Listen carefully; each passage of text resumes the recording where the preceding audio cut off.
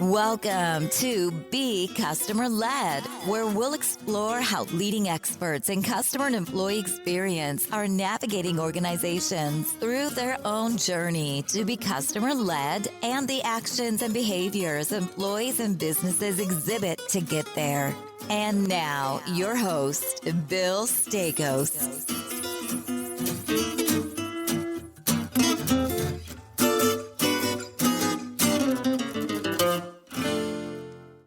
Hey, everybody. Welcome back to another week of Be Customer Led. I have a super special guest, someone that I personally admire, that I've been following for a long time, and is doing something incredibly special in the customer experience world. Clare Muscutt is founder of Women in CX. She also founded her own company, CM Experience, a couple of years back, about 4 years ago now, actually. And I'm super excited to have Clare on the show. I feel like this has been a long time coming, but she's so busy doing such amazing things for our community. Finally having a show. Clare, welcome to Be Customer Led. I'm super excited to have you here. Thanks so much for having me. And what a lovely introduction. I literally was grinning like a Cheshire cat for anybody listening instead of watching.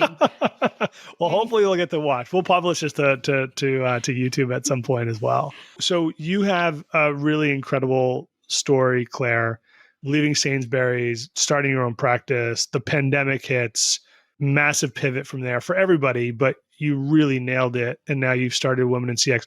So just take us through the journey. We're going to get into all of those things as well, but just for our audience, for the 0.01% of the population in customer experience that probably doesn't know who you are, just tell us a little bit about your journey and why you're doing what you're doing today. So, oh God, where would you like me to start? Well, why don't we start with you leaving? Maybe I don't know. Why did you get into? Well, maybe we'll ask another way. Why did you get into customer experience to begin with? I kind of fell into it. I think like so many people, and especially the women that I speak to now on a day-to-day and week-to-week basis in the community. My career originated in operations. So I started on the front line in hospitality as a waitress, worked my way up through management. By the time I graduated college, or university as it's called here, I was invited onto the company I was working for's graduate scheme, and they gave me my own hotel and restaurant as a general manager at 23 years of age, which is super young. And I realized so early on, having had my own P&L, the thing that excited me the most was all the people aspects of it. So employees and customers. And so when I had the opportunity to head into the office, I knew which way I wanted to go. It wasn't called customer experience at the time, but it was into the department that took care of quality for customers and later employees. So that was kind of where it started. Very cool. And I love that you started on essentially on the ground floor, working yourself up, and being so close to customers has given you an incredible appreciation for the work you do today in your own business. But I'm always curious, like you were working at Sainsbury's, you had success, you were building a platform there. I'm always interested why, and personally, I don't have the guts to do this, but I'm always curious, and for the people that do have the guts to do it, but I'm fascinated by your decision to leave and motivation and inspiration to go do something on your own. So what was that inspiration, and what was the hardest part about maybe starting up your own practice? So I guess there were a couple of things going on. So at the time, the company I was working for, it wasn't really ready for the ambition that I had.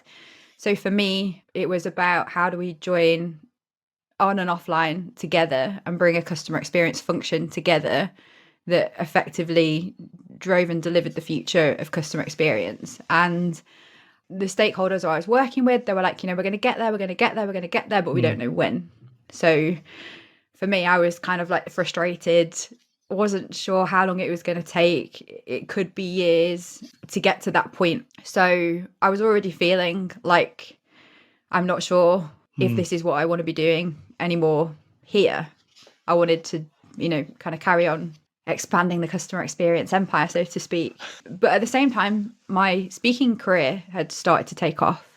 So during the same year, I'd been flown out to Australia, business class, as the keynote speaker for the marketing summit in Sydney, and been flown out for a second time in the summer to New Zealand to do some consulting and keynote speaking. And during that time, I discovered travel. And you can see the sign behind me says she loves adventure. I never done anything like that. So I was, for the first time in my life, solo traveling, discovering all these new places. I took unpaid leave when I went to New Zealand and traveled in Japan, Hong Kong, Malaysia, Indonesia. Wow. And something within me just woke up that was like, there is so much more out there than this conditioned career journey that I'd been led to believe was what women in power looked like. So it had to be a job title, zeros on your paycheck, people working for you. That's what I'd been led to believe. And I discovered actually freedom is real power. So I had this epiphany on a beach in Bali, watching the sun go down before I was due to go back. And it clicked in my mind, actually, what do I really want? I'd love to be a digital nomad. I'd love to carry on traveling the world, and no way working for a company at the time without, we couldn't work remotely back then. There was no way it was going to happen that way. So the only way it was going to be possible was for me to go it alone. And also then kind of countering into that decision of how long would I have to wait to really do the job that I want to with this business was actually there are so many other businesses out there that are ready that would benefit from this model and approach that I developed during my 15 years in corporate. Yeah. So I just thought, okay, I'm going to chance it. I'm going to leave the comfort and go after what I really want. And what was was it the fear of not knowing where that first client was going to come from? Maybe you already had a client, I don't know, but like, what was the hardest part about that decision? Like what did you struggle with most early on? Yeah, it was I think first of all, being completely burnt out. So 15 years of working that hard in corporate and being frustrated, kind of upon my exit, I was not feeling great. The second thing was this feeling of losing my identity, because if I wasn't Clare Muscutt, head of CX for this big company, wow, yeah, who was I now? And that was frightening, really frightening. Not really knowing where to start in setting up a business. I'd never done that for myself anymore. And being completely honest, the fear that I might not be able to make it work. yeah. So most of what I went through in the early days was battling my own demons than it was anything practical. That's really so. One, thank you so much for that super authentic and honest answer. So many folks I feel like are, well, is it the funding? Is it not being able to make enough money? Is it, whatever? But a lot, for many individuals who go through this process, right? It's what's in your head that's stopping you at the end of the day. Yep. Well, good for you for having the courage to be able to get through that. Not just courage. I had a lot of help. So yeah, no. It was a huge thing.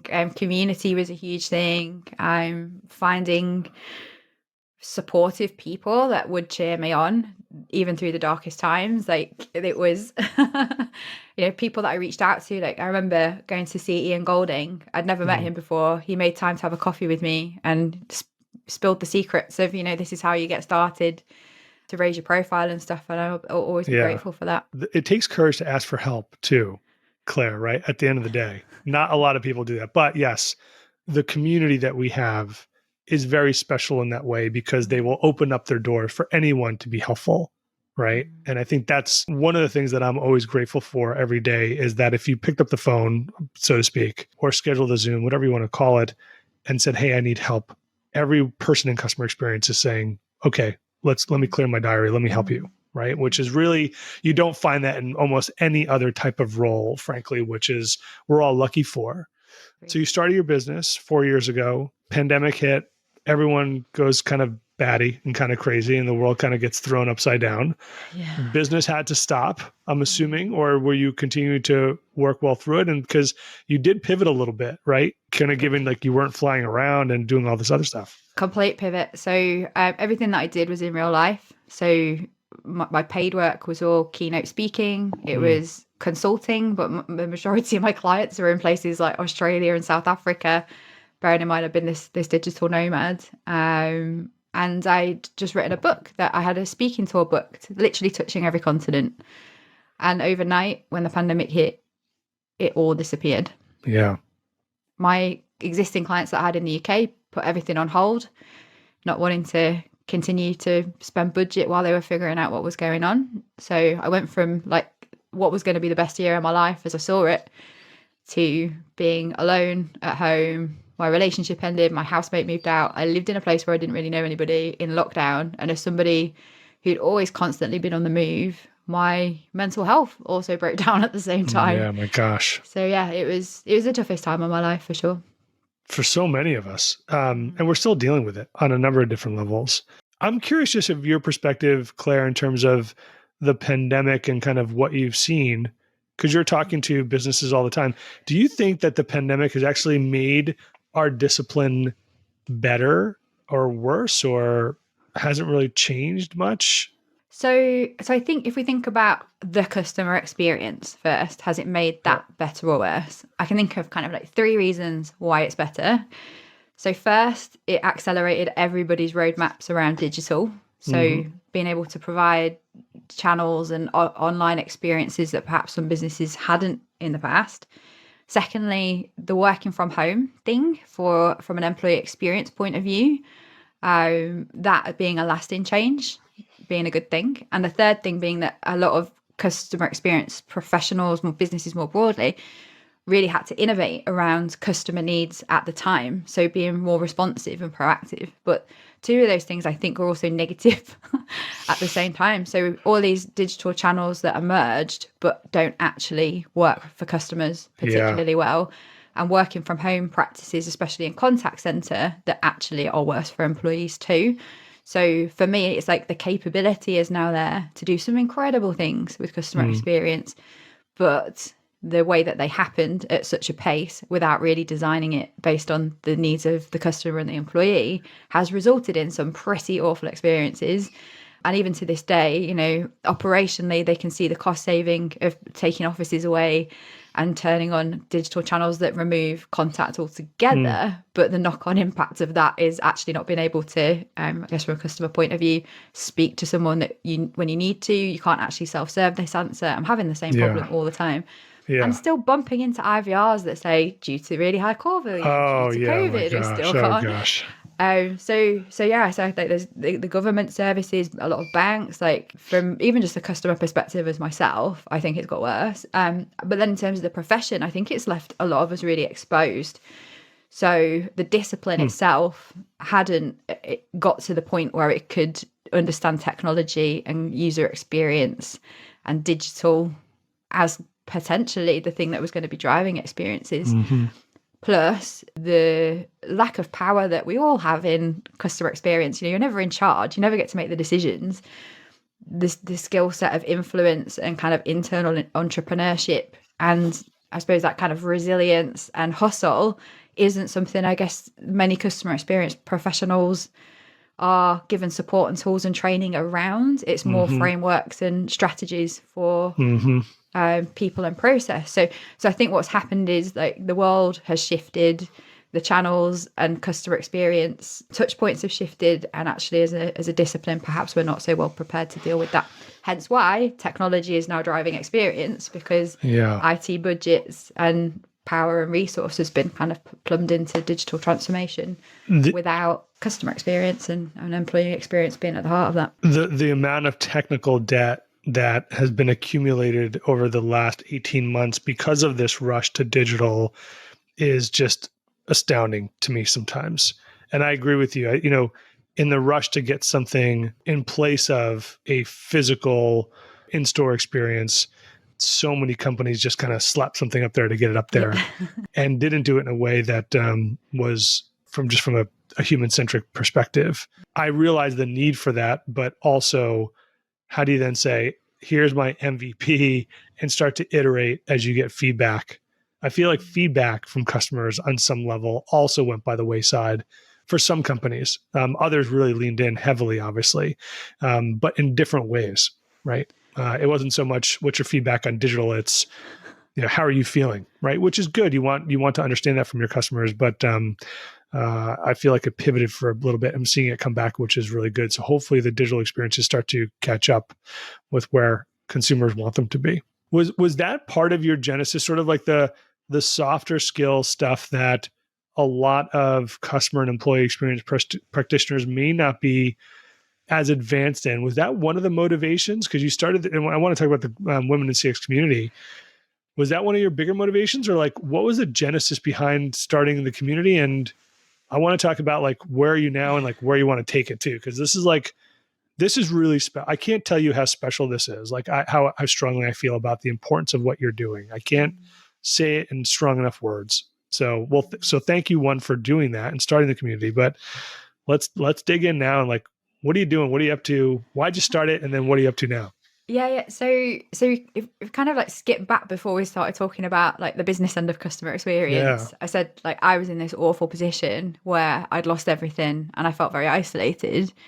The genesis was actually about connection and the need for human connection myself. So Women in CX really began as me reaching out to women that I'd met on social media, and we'd like and comment on each other's stuff and saying, hey, do you fancy getting on that newfangled Zoom thing and hanging out? Seriously, like as if there was a world before Zoom.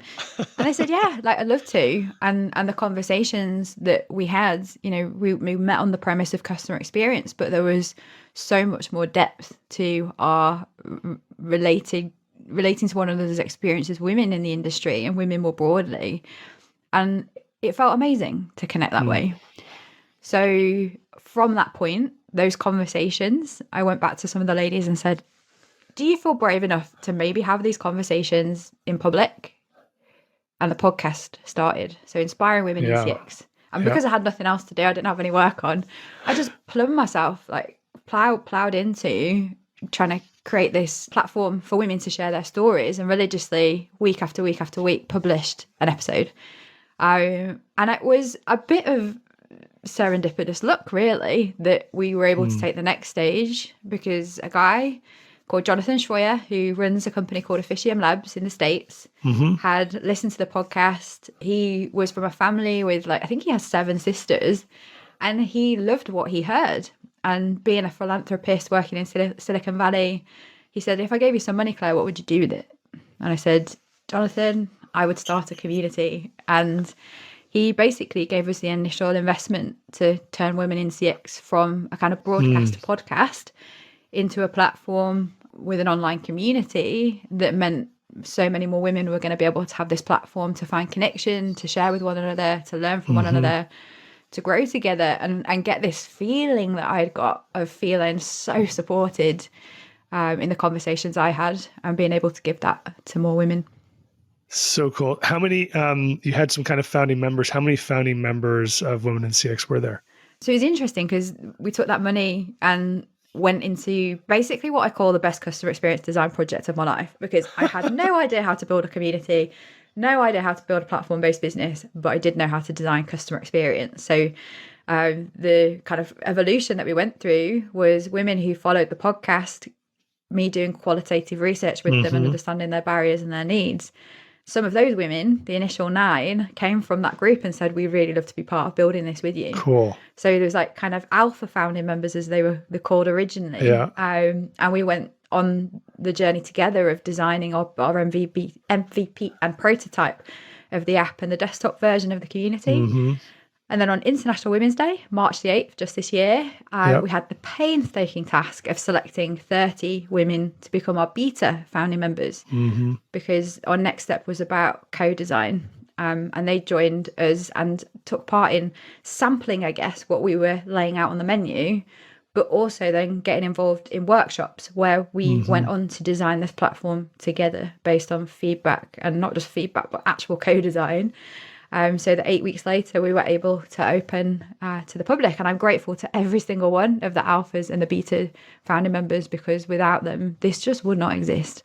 And the speed that we did it in, like, honestly, I have to say, Bill, it's testament to what happens when women collaborate, because to go from 0 to MVP in 8 weeks and then 8 weeks later to launch with a viable proposition.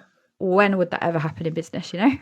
Yeah, no kidding. I think that's a model for a lot of people to be able to practice. So that's really quick work. That's amazing. So now you started off with just under 40 women. Where is Women in CX now? Do you mind sharing? If you don't want to, that's okay. But no, I don't mind at all. So we're now in 43 countries. That's awesome. Well, because the intentionality behind choosing women from different cultures, backgrounds, countries, industries was absolutely about our vision and our purpose and our value. So inclusion alongside courageousness, authenticity and collaboration was one of the 4 things we set out with at the heart of what we were going to do. And our proliferation, our growth, because it is a paid community, it hasn't been a case of start a Facebook group, get everybody in and just like pack it to the rafters. It's very, very intentional that I meet every single person who's applied, and on the way in decide, is this the right time to join? And as a result, our culture is so strong. We often compare kind of our social network to the outside world, and there's nothing but kindness, support and encouragement on this platform, and that's down to, I think, the kind of membership that we've built.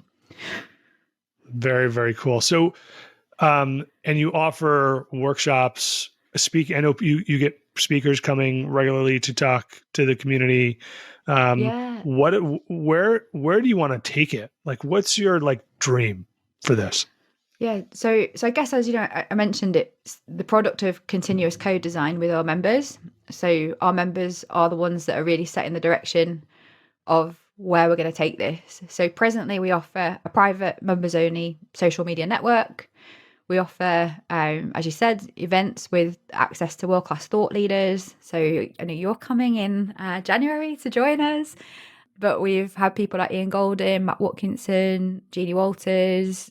We've got Shep Hyken coming in the new year, Jean Bliss. So access to the most incredible CX speakers, but also things like L&D content, helping with personal development as well. But I think the most important thing is access to one another, because the peer-to-peer mentorship and peer-to-peer learning is the fundamental thing of a community. Everything else we do, that's great. It's, it's helpful.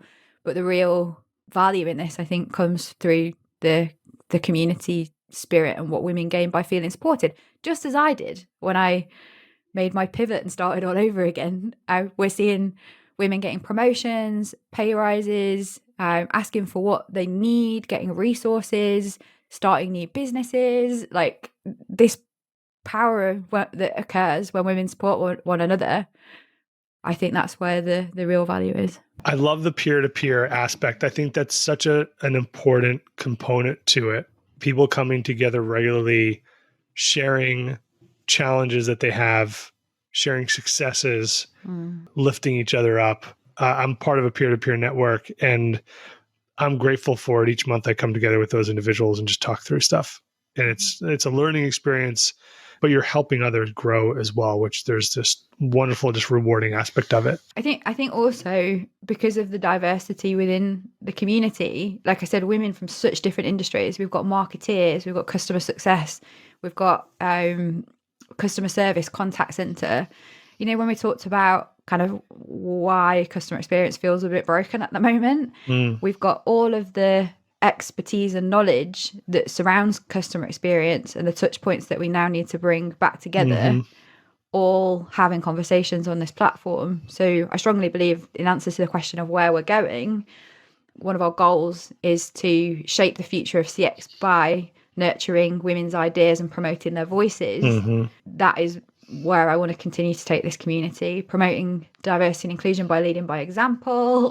That's not going to change. We're going to want to continue to do that and to provide these opportunities for women to network, create content, utilize our platform to get noticed, get their ideas out there. I see the future as just being us getting better at doing those 3 things and heading closer to our goals and becoming a powerful kind of force within the CX community. And you still want to try and maintain as much of that code development aspect as you can. And at some point, Claire, you're not going to be able to interview everybody.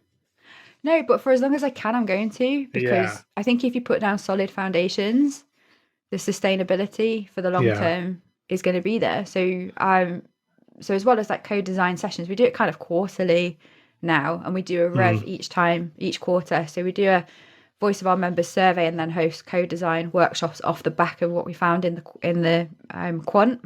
And our NPS this time around is 91. Holy cow. I know. It was 88 the first time.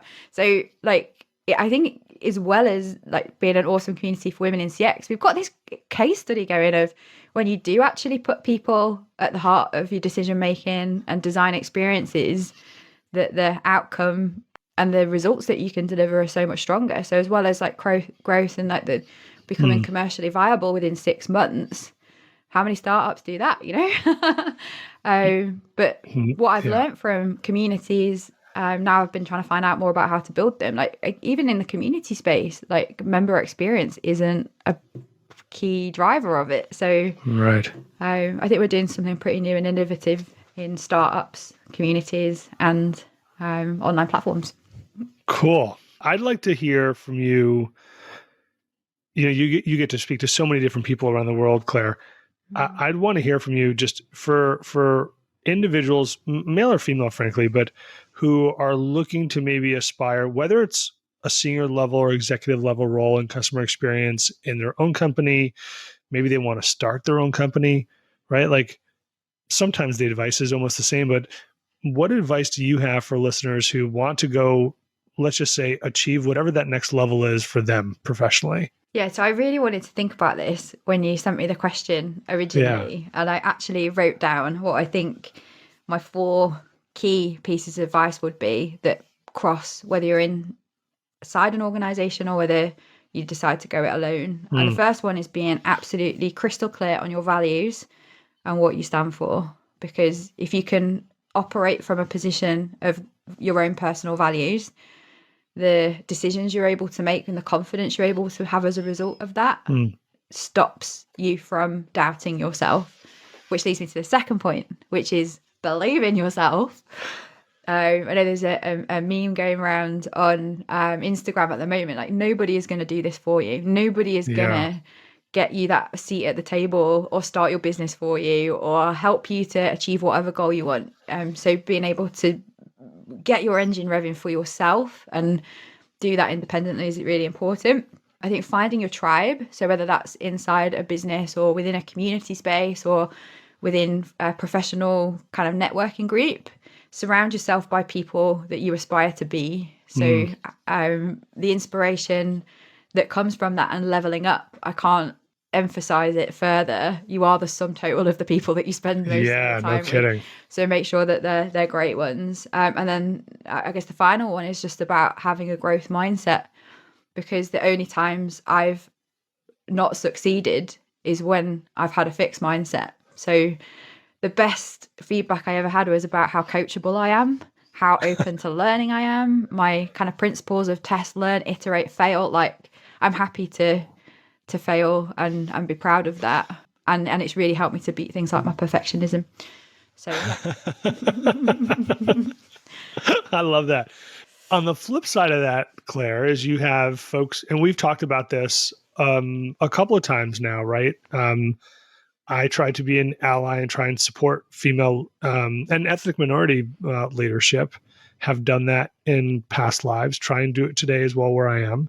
What advice do you have for allies or folks who really want to maybe lean in a little bit more on this and support and sponsor, frankly, is what you really have to do, females who want to get to that next level or ethnic minorities that want to get to that next level? So I think it's interesting that like kind of gender and ethnicity become something that need to be treated in a different way. And I don't think that is necessarily the case. What we need to drive is greater equality. So for me, like I'm an intersectional feminist. I know I have it easy in comparison to women who experience discrimination on other divides like race and sexual orientation. So I think as a woman, it's about, for me, looking around and going, how can I use what I've got to help people who have less advantage than me? Yep. So again, this intentionality behind wanting countries like Ghana and Botswana and Malawi to be involved in women in CX and have an equal seat at the table is because I recognise that coming from a developing country means quite often you're excluded. That's right. The reason we put a 70% lower price in for developing countries is because we want to make it accessible.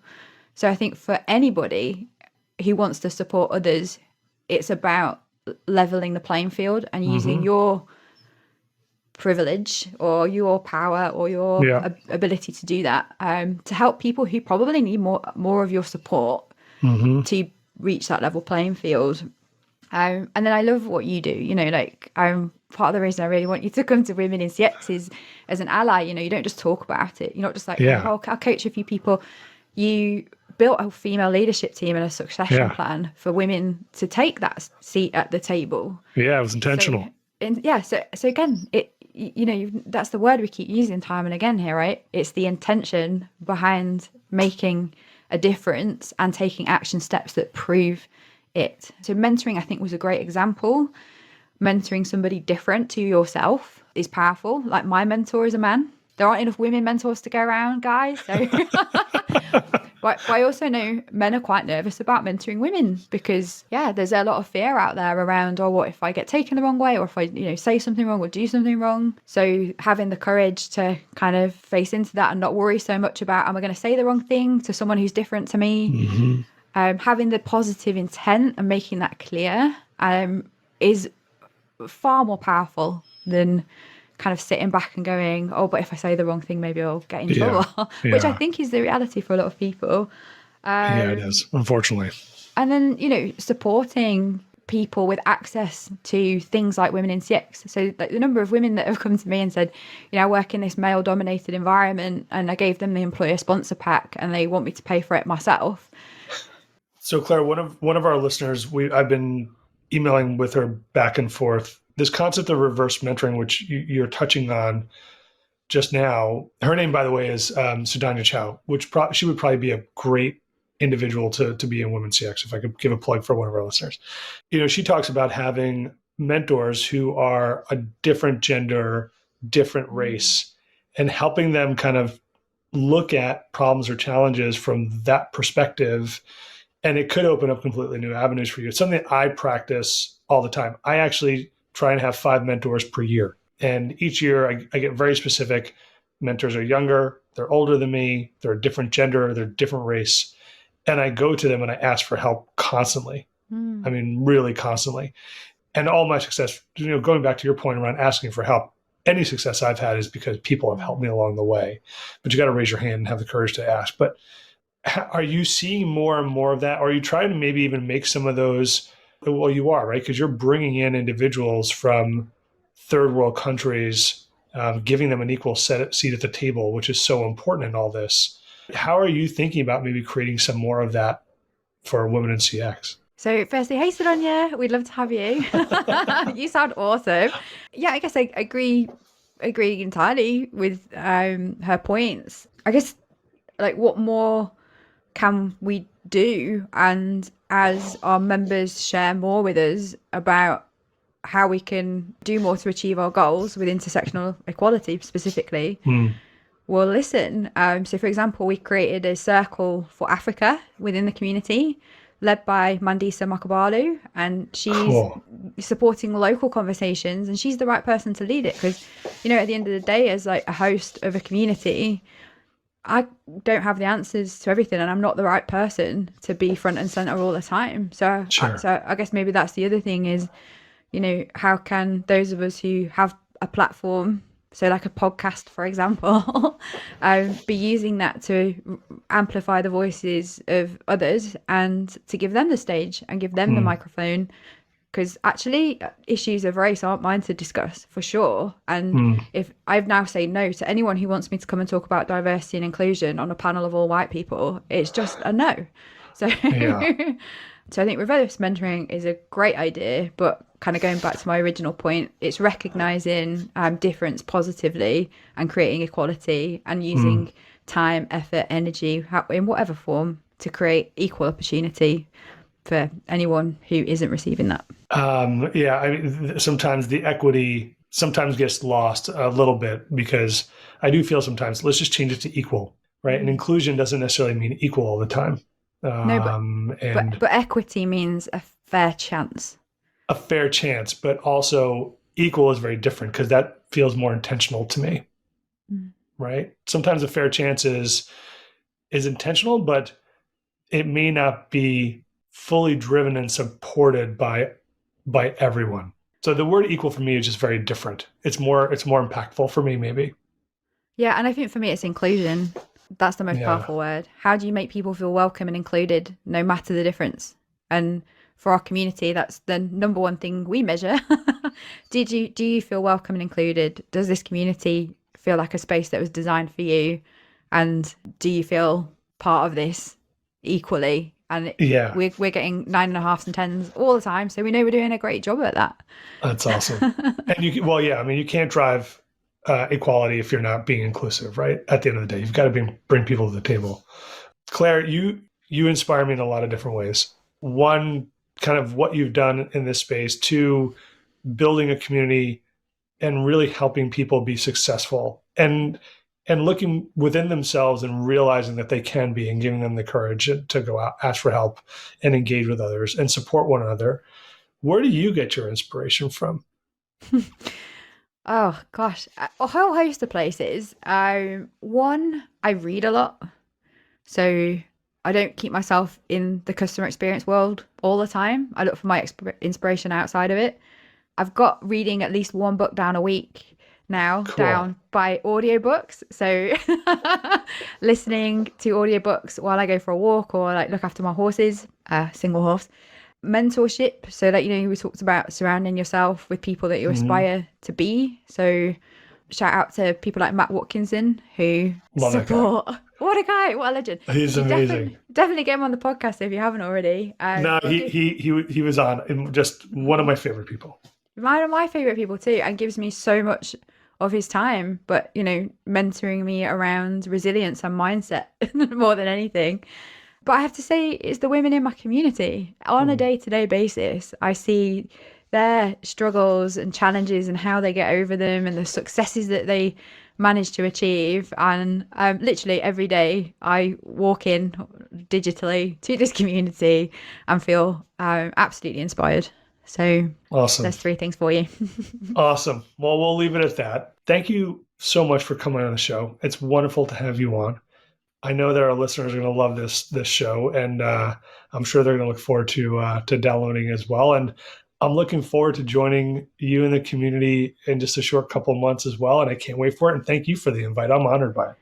Yeah, can't wait to have you, Bill. Very excited. And thank you so much for allowing me to use your platform today to raise the voices of women in CX. Cool. All right, everybody. What a fantastic episode this week. We'll see you.